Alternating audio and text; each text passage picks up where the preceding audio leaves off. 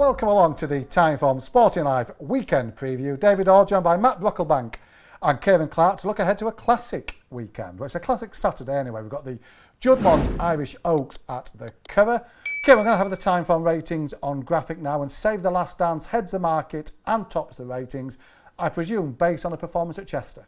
Yeah, as you'd expect with an Irish classic, it's a bit of an O'Brien show. He's responsible for 4 of the 8, including the top 2 in the ratings there. Save the Last Dance, who has that rating from the Cheshire Oaks. She ran just a little bit below that in the Oaks, but she definitely wasn't disgraced, but more on her a bit later. And then you've got Warm Heart, who potentially might have taken the Ballydoyle team by surprise, the way she's risen through the ranks recently. And then you've got the likes of Blue Stocking, who's been behind Warm Heart the last couple of times. Lumiere Rock was behind her as well. So you've basically got the Oaks form versus the Ribblesdale form, and a couple of others thrown in there as well. So plenty to get stuck into. Aidan O'Brien's, he's won this 6 times, so Sir Michael Stoute, so I'm sure he'd be keen to win it again, to be the outright winning most trainer. Funny, I'd have thought he might have won it more than 6 times, yeah. Aidan, just given the number of times he's won other Group 1s in Ireland. Matt, which we taught Save the Last Dance, wide margin winner of the Cheshire Oaks. She then went to Epsom for the Betford Oaks. We've got the video clip here. Does she enhance her reputation with this performance, you think? I don't think she could really, could she? To enhance her reputation after Chester, she would have had to have absolutely bolted up in the Oaks, and she obviously didn't do that. She found the ground a little bit lively. I think that was the general consensus from the camp after the race. She's on the right there as she's heading to the rails in 3rd under. Yeah, she's looked a little bit left, hasn't she? But I mean, she's run a very solid race in the Oaks, but outpaced by Soul Sister. So yeah, no, I don't think she did enhance her reputation at all. I suppose the significant thing in her favour again this weekend is that they're expecting plenty of rain at the Curragh over the weekend, so conditions are going to be far more suitable. The Oaks form's taken a few knocks, hasn't it? Soul Sister ran a creditable race in the Group 1 out in France, but the 3rd, the 4th, the 5th all beaten since, as well as Soul Sister the winner. So she's pretty skinny now, isn't she? She's gone odds on after declarations with Ryan Moore, obviously booked to ride her. Ryan was seen to such great effect on Warm Heart when giving her a really fabulous ride at Royal Ascot, always kind of handy, just in the pocket behind her. A very no-nonsense ride, and perhaps there's a case to be made for a couple of those who finished in behind her. Just quickly on Save the Last Dance, I think she'll love this track. You see there at Epsom, she rolled around a bit on the undulations. When she hit that little bit of a rising ground at the finish, she ran on again. A big galloping track. I won't be surprised if she ended up a ledger horse, which Dave Ord will be very delighted to hear. Aidan, if you're watching, I'm sure he does watch. He's yet to leave a comment on YouTube. If you are watching, Aidan, please go for the ledger. One thing I'd say about Save the Last Dance, paddock watchers, those that went to the parade were very unimpressed with her at Epsom. She said she was very skinny, sparely made. It'd be interesting to see if she'd been a bit of time freshening up how she's going to look beforehand in this. But let's talk Warm Heart. We haven't got the Ribblesdale video, Kieran, but we have got the video at Newbury, where she beats Blue Stocking, who really posted here. Now, she beat Blue Stocking more easily at Ascot next time. Do you think there's going to be a bigger gap between the two again here? I don't think there'll be a bigger gap. I think Blue Stocking is a type that's improving all the time. You see here, Blue Stocking's in the Juddmonte silks down the outside. This was her first run of the season. Warm Heart's there in the John Magnier silks, and one thing I love about Warm Heart is her attitude. She really battles well. You see here, Blue Stocking comes to have every chance and beat her, and she really sticks her neck out. And so there wasn't much between them here, but on the Ribblesdale form, Blue Stocking has around 4 lengths to find, and she was really impressive at the finish that day. I gave her an in-running time form, a big R, which means she found plenty for pressure. And she just screamed Irish Oaks. Magical Lagoon won the Ribblesdale last year and came on to win this race. And I can't believe there's that much discrepancy in price between. She's available in 4 to 1 in some places, and she's doing nothing wrong. She's improving all the time. And I think they brought her to Newbury maybe as a sighter to think, we've got these Save the Last Dance. Where does Warm Heart fit in? And they might have taken her by surprise, but she's certainly got the pedigree to be up to this level. And she hasn't got that much to find either. For me, I think she's got loads in her favour. Aidan talking about be happy again in the build-up, as he has done to every big race this season. He clearly thinks a big pot in her somewhere. So, yeah, it's an interesting race, the Juddmonte Irish Oaks. Selection time, Matt? Yeah, I'm with Kieran. I absolutely love Warm Heart. Going into Newbury, I'd backed Blue Stocking for Antipose for the Oaks. So I was a little bit disappointed on the day, obviously, but Warm Heart really improved on that. Massively impressed me in the Ribblesdale. She's going the right way. I don't think, as we said, she's not far behind Save the Last Dance on the ratings, purely on those ratings. She's got a Timeform P as well, which means she could improve faster. I think the thing that has surprised them slightly is that obviously she's out of this Group 1 winning sprinter, Sea Siren, but she's by Galileo. She's bred to keep on thriving as a 3-year-old, and I think there's far more to come from her.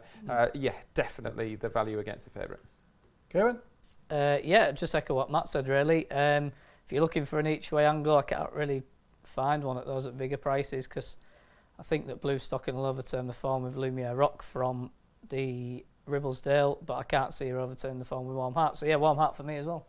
You're both wrong. I think it'll be Save the Last Dance by daylight, and she'll be Antipod's favourite for the St Ledger. He likes a risker, won't it? Ryan will be waving as he goes past. It's going to be an absolute masterclass, and the St Ledger will be the obvious target right after. Before we move on, make sure you click like and subscribe, and also click on that notification bell to be notified of all of our latest videos.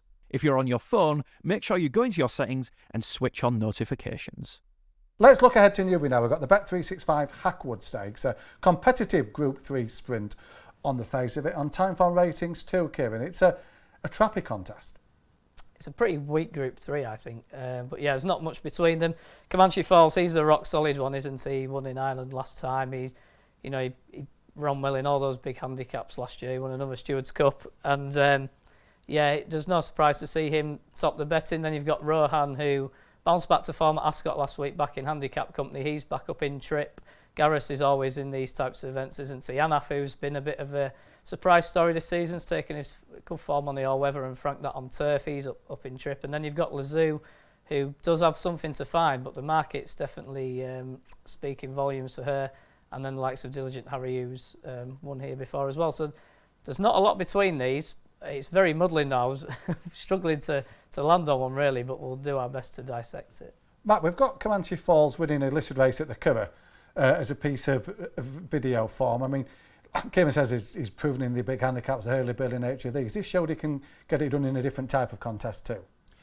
He's absolutely remarkable horse, isn't he, Comanche Falls? His strike rate is absolutely phenomenal. He's had 31 starts in his life. 29 of them have been over 6 furlongs. It's amazing that they've never tried him over 5, but he takes a little while to warm up into his races. They did run him a couple of times over 7 furlongs, but 6 furlongs, a fairly sort of stiff, fair track like Newbury should play to his strength. He has never been to Newbury, I suppose, if you're looking to take him on. But here he is winning a listed race in Ireland last time out. He was entitled to win that, wasn't he? He had a few pounds in hand over the rest of the field. The 5th from that race has actually come out and won since to frank that little piece of form, as if we needed reminding that Comanche Falls is a very effective horse. He's won 2 Goodwood Stewards Cups, hasn't he, at Goodwood? So, it doesn't need me to tell you that he's a very solid horse at this sort of level. He's in good form as well. The Duke of York run was a good run, wasn't it? Yeah, rock solid when he was 3rd, and he might have not been to Newbury, but his half-brother Dakota Gold has plenty of times, and he's got a good record here. It's weird, isn't it, how both of them two go in the stalls without any assistance. Don't normally see that. But yeah, he is rock solid at the head of the market, but that's factored into his price, isn't it? Wanders in. Lazoo? Yeah, World Cup, enough for that World Cup run for you to go into here? Bad draw, didn't she? She was drawn the wrong side. It's another one I backed anti-post. Another anti-post loser for me, Lazoo, because I thought on the back of the Guineas, she was well worth another try. Just look at that body of work as a 2-year-old. She beat Morge, Meditate. She had them beat in the Cheveley Park, didn't she? The 2-year-old form's absolutely superb, but when you've run twice fairly lifeless runs, I know few people are willing to excuse her for the Royal Ascot effort, but... You can excuse the Guineas run as well. She's not a miler. She's not a miler, no, which was why I was happy to excuse her going into Ascot, but now she's run twice. We're getting into the meat of the summer, back end of July. She's yet to show anything in 2 starts. Has she trained on? She's 4-5 to 1. It's too short. Yeah, too short, yeah. Selection time. Hackwood Stakes. Kevin Clark, you've got first go. Look at you, I'm enthusiastic. I'd put Cheekpiece on you for this one, I think. Go on. Find us a tip. Find us a bet in the Hackwood. I'll chance Shartash. Why is Johnny Murter bringing one over to Newbury? He's had a 9-week break. He won the Railway last year. Oisin Murphy's been booked as well. He'll handle the ground. He's got a bit to find, but he's 12-14 to 1, and a few of these have plenty to prove, I think. And yeah, it's half a point each way. Half a point, that's a nice taking point. Matt, tip for the Hackwood? Well, Comanche Falls is absolutely rock solid, and if you are getting 4-5 to 1, I couldn't put anyone off each way, Comanche Falls, because I think he'll go really close. Just as a mention, Cole Case won the 2-year-old trophy at Redcar last year. He is a bit of a kind of maybe back end of the season job. I wonder if he might come into his own over 7 furlongs on easier ground towards the end of the season, because he has got a little bit to prove now on the back of that Sandy Lane effort. But Carl Burke said he had quarter cracks. I suspect that's a little bit of a physical setback that he suffered on the really quick ground there. So he's had the break, missed Ascot, comes here. He could run well, but I'm probably going to play the old price-sensitive card with him as well, because he's about 8-9 to 1. Going to have a best bet from elsewhere from you guys now. I'll give you time to think of one. Roaye I'm quite sure you don't pronounce it, but it's Matt's mind. It's Owen Bevo's in the last at Newbury. She's bidding for hat-trick. She was well on top from a subsequent listed winner at Sandown last time. I'd be surprised if a £5 rise is going to stop her from being competitive in that finale at Newbury. I bought you some time, Kieran. A best bet elsewhere on Saturday? Yeah, I really like William Haggis's Truthful in the Aphrodite Stakes. It's a cracking renewal. You've got Novakai, who was second in the Musadora. You've got the Roger Charlton filly in there, Time Lock. Yeah, she's got loads of rock-solid form, but Truthful's 2 from 2. She's done it in really good style both times. She looked a really good horse last time at Haydock. She has a cracking attitude. I think she can take this. If she wins it well, she might end up a Yorkshire Oaks filly for all that she needs to improve, but there's loads to like about her. She's about 7 to 2. I think she'll take plenty of beating. Great stuff, Matt. I've got a super sprint tip, Dave. Super sprint. I think Beanham's going to win for Rob Millman. I put that up in the Saturday jury. You did, didn't you, Dave? Yeah. He won it, Millman, a few years ago with a horse rated 70 odd. You know, it can be done. It's one of those races. I love having a bet in the super sprint just because it's a bit wild, isn't it? You know, you do get horses rated 105 and they come here rated 5 to 4 favourites, and they certainly don't always win. Beanham's a big price, 16-20 to 1. A daughter of Havana Grey, who sired last year's winner. I just thought she had excuses at York. The rattling quick ground there in the Marygate Stakes at the Dante Festival, that was totally against her. She was drawn like 8 of 8 as well. Just never got into it. Freshened up, given a break. This is her big day. This is her big race. I think she might come into her own again over a little bit further in time. But generally with the super sprint, you do want a horse, a 2-year-old, that's going to end up the season running over 6 furlongs, because they get rolling like halfway, and it really does take a bit of getting. Prior to the York run, she'd won really well at Goodwood. She was prominent throughout and put the race to bed. That was on easy ground, so I think rain's gonna help her.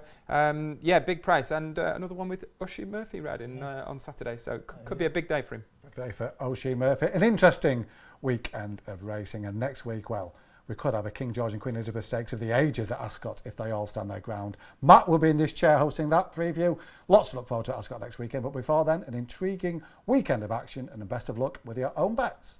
You can watch more Sporting Life video by clicking on the left here, and you can download the free Sporting Life app in your app store now for the latest news, expert tipping insight and big race analysis, all at the tap of a finger. Users must be 18 or over to sign up to the Sporting Life app.